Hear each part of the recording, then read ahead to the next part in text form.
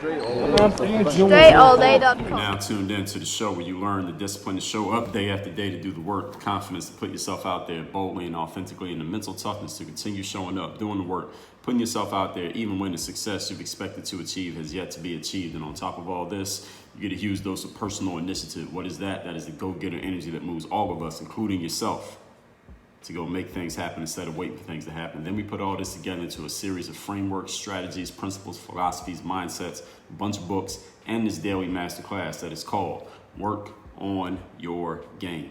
My name is Dre Baldwin, also known as Dre All Day, and welcome to the show. And today's topic is how you can avoid shiny information syndrome. Yes, this is a shiny information syndrome, not shiny object syndrome, shiny information syndrome. This is a new one. I made this one up, so if you use it, make sure you credit me or you will be hearing from my attorney. So all that said, before I get started, actually, as a matter of fact, I have a daily motivation text that I send out every single day to everyone who is in my texting community. If you would like to receive that daily motivation text, you just have to join my texting community. And the way that you join my texting community is just by simply sending a text message to this number, 305-384-6894. That is my number. Text me right there. Once we confirm that you are who you say you are, then every day you're going to get my daily motivation, and you can engage with me there because I do respond to text messages, and I do send other stuff besides daily motivation there, but you got to get in the text community to find out. So just text me. It's free. Normal text message rates apply, and that's that. So just text me at that number. So now this topic, shiny information syndrome, as I told you, this is a new one that I made up. Shiny object syndrome we all heard of, right? This is the new version. All right, this is the information superhighway version. This is the thought leadership 24/7 news cycle version of shiny object syndrome. Because we used to go chasing around objects. Nowadays we go chasing around information, because now we're on our smartphones and on our computers and we're interconnected all day. So it's more the information than the objects that are distracting us so much these days. Now I'll explain what that is, and my aim for this masterclass here is to make sure that you do not fall victim to any kind of shiny syndrome, whether we're talking objects or information, or if you are already a victim, then what I'm going to do, this is the knowledge version of ivermectin. Okay, I'm going to give you a treatment that will help you get out of this virus, get out of this disease that you have of shiny information syndrome. So with all that said, as long as you agree to the terms and conditions, let's get into it. Point number one. Topic once again is avoiding shiny information syndrome. First of all, let's get a definition of shiny object syndrome so that we're on the same page, and I'll draw the parallel to information syndrome. Shiny object syndrome is the situation where people focus all their attention on something that is current and trendy, yet they drop that thing as soon as something new takes its place. In other words, every time something new gets put in front of this person, they go run into that thing and that thing and that thing. It's kind of like a squirrel. They see some food over here, they go to that. Then they see some other food, they go to that. Then they see something else and they go to that. Or certain dogs, they're like this as well. You can distract them with one object and they lose their focus as soon as you show them something else. And some of us human beings, we are becoming these type of people. And again, that shiny object syndrome, the shiny information syndrome, works pretty much the exact same way, where we keep changing our minds and shifting our focus every time we hear some new information that catches our attention, or seems to be a better or a shinier idea than what we were previously working on. That's shiny information syndrome. And I think I'm probably talking to some people directly right now when I mention shiny information syndrome. Some of you are victims of this shiny information syndrome. You are listening to this person and you're hearing what they're saying on the subject. Then before you go act on what they told you, you go say, well, let me see what anybody else says about it. Then you hear 2 or 3 or 10 other people talk about it. And each one of these 10 people has a different idea on the exact same topic. And now you have what they call analysis paralysis, because you can't move and decide what to do because you got different information from so many different people. You can't decide who to trust, who to listen to, where to actually take action, and now you get stuck. This is what happens when you have shiny information syndrome. It doesn't actually make you do more stuff. It actually makes you do less, to the point that you do absolutely nothing, because there is too much information bombarding you at all times. And being that there is more information being put out into the world, being published into the world than you have the capacity to consume. This is why shiny information syndrome is a deadly disease. It's a deadly virus. And the reason why I call it deadly is because if you try to take in all the shiny information that's being put out into the world, eventually you will die before you actually take any action. So it is literally deadly. The information itself doesn't kill you, but the paralysis of the information slows you down and stops you from taking action. Eventually, life kills you while you were trying to consume the information. So it is, in an indirect way, a deadly virus. You see what I did there? So this is what shiny information syndrome does. Every time we see something that's better or shiny, we go run into that. Now, I came upon this concept of shiny information syndrome because I was actually talking to a business colleague of mine, and we're doing some business together, and they were telling me, well, they were off consuming some information. I had nothing to do with whatever they were consuming. I didn't even know they were consuming information.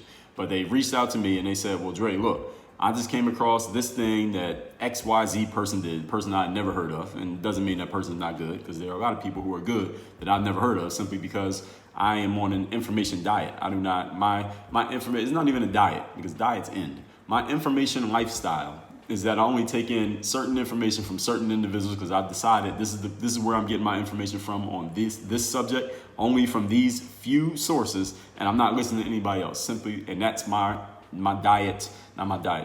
information lifestyle when it comes to information I take in. This individual person, I don't know what their lifestyle is, I don't care, but they came to me mentioning some person I never heard of, and this person had some process that they had utilized they came up with some idea, they built this audience, they put out a product, and they made a whole bunch of money. All right, now you can swap in, there's like 1,000 different people whose names you could pop into that who have a story like that, right? Everybody has that story.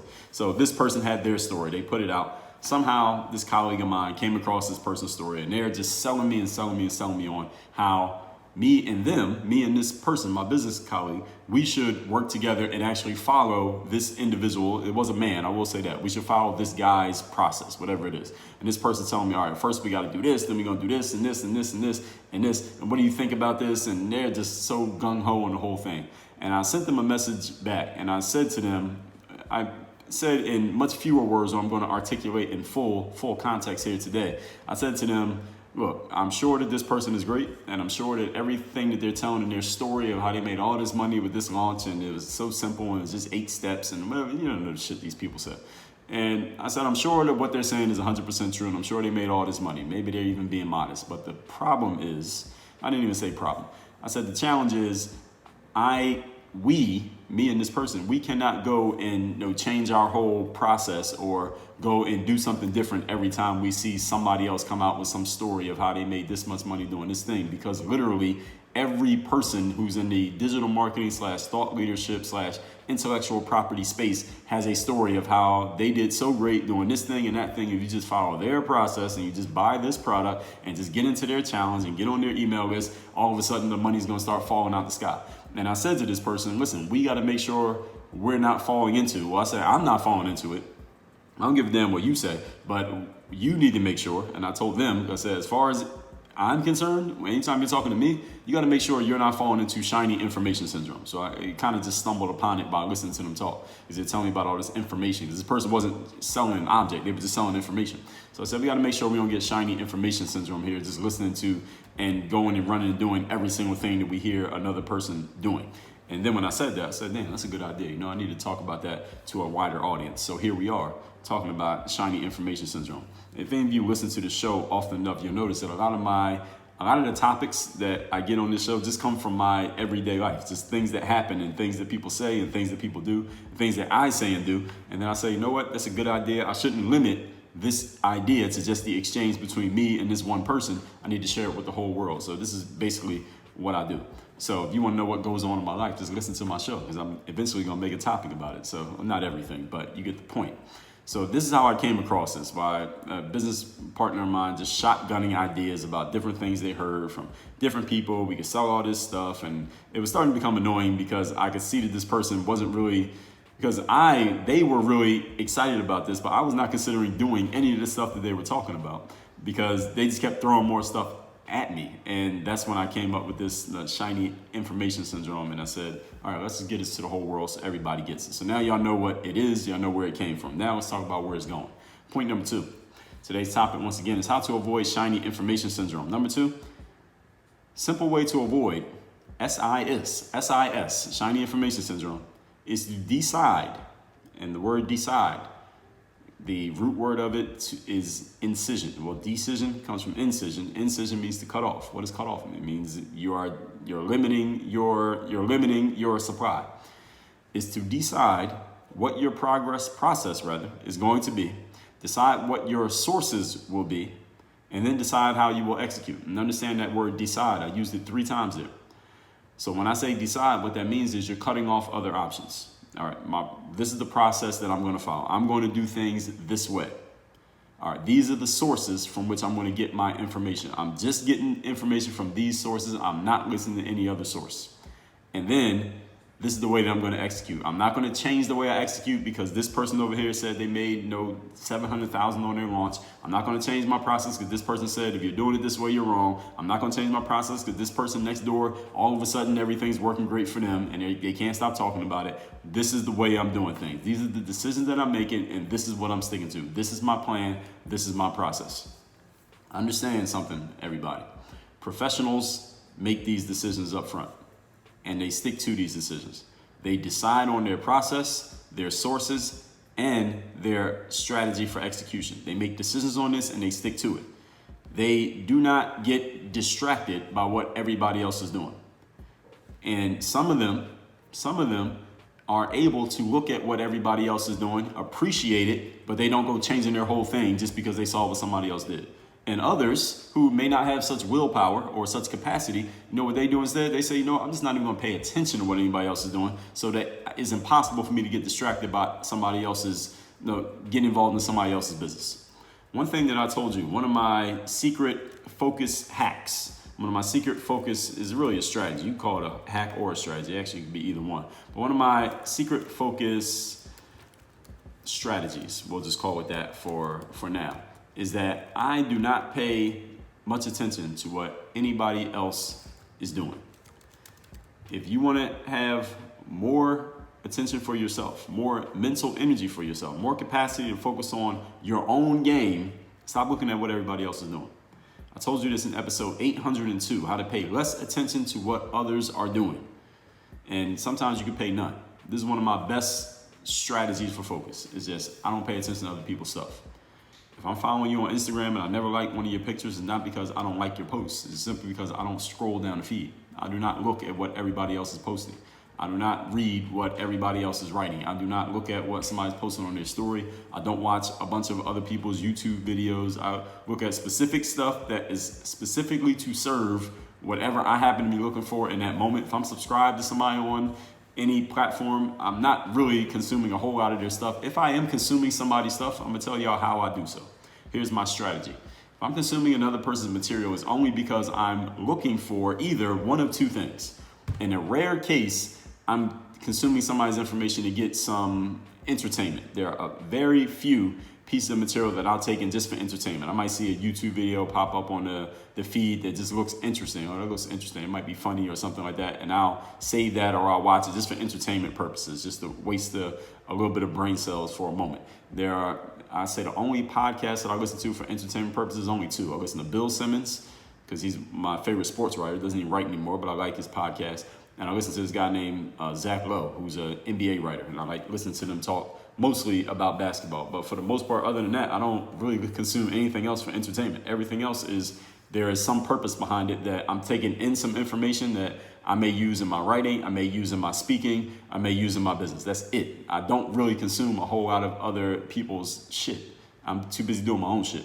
And I'm not saying you had to do it that way. I'm just telling you how I am, because you're listening to my show. So a simple way to avoid shiny information syndrome is decisions. Just keep that word in mind, decisions. Decision meaning you're cutting off other options. You decide what decisions you're going to make and how you're going to make them, but cut off other options, because if you leave yourself open to everything, then eventually you're going to drown in all the information. All right, the challenge these days is that there is too much information. You cannot consume it all. There are too many people willing to share information for you to take it all in. So the point of the decision is cutting off other possibilities. And that's how you can increase your focus. Because when there is no focus, shiny information syndrome will catch you. It will hunt you down. It will catch you. It will slow you down. It will paralyze you, and it will kill you. Point number 3. Today's topic, once again, is avoiding shiny information syndrome. In my favorite book of all time, The 48 Laws of Power by Robert Greene, he tells you in chapter 23, concentrate your forces. The reason why is because the best and the strongest performers out there, if you really think about it, they are not the people who can do everything. We don't know if they can do everything because they never try to do everything. The best performers are those who limit themselves, decision, to what they're going to focus on, and then they just get really good at that thing. That's how they became the best at it, is because they're really good at just that thing, whatever it happens to be. They are the people who focus their forces at its strongest point, or their forces at their strongest point, and then they stay at the strongest point. That's it. They don't try to be everything to everybody. Remember that focus is a force multiplier. I told you about focus being a force multiplier in episode number 1193. Focus, the force multiplier. Whenever people start, and we all sometimes make this mistake, when we start adding slashes to what we do. Well, I do this, and this. I do this, but I also am about this. Or I'm not just this, I'm this as well. I'm an athlete, but I'm more than an athlete. And when people start trying to be more than something, they start trying to be more than one thing.